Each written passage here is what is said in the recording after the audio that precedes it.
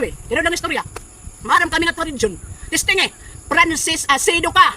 Tigam ni ha, an imo yakan, siring basic laan magreklamohon. Diri tatagan.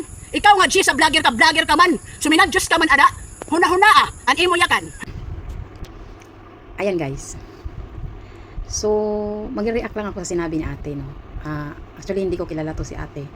But I feel yung nararamdaman niya na magagalit siya kasi nga bakit naman kasi hindi lahat, 'di ba? Kasi yung Tino kasi is buong Himamara at saka yung Bagaswe dapat lahat, 'di ba?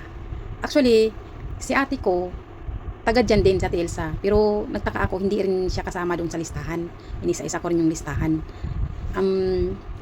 Ang sa akin lang, no, ate, dili na lang ta magsamok sa social media. Kay naman tay kapitan diyan, asa tay mayor, na tay kapitan, di ba? Kabalo ko si Kap Yaipe, buutan man na siya og naamoy reklamo. Diretso na lang unta sa kapitan, no. Dili lang ta magsamok-samok social media kay nabasa na ako sa daghang comment na naipanig nimo nasay nang kuan nasay di.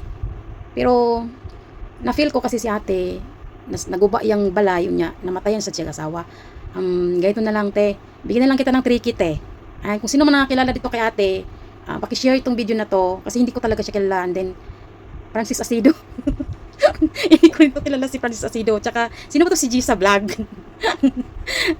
Ayan, so si ate hindi ko talaga to kilala, hindi ko siya kasi yun ko lang na talagang ang dami nag-share sa video niya.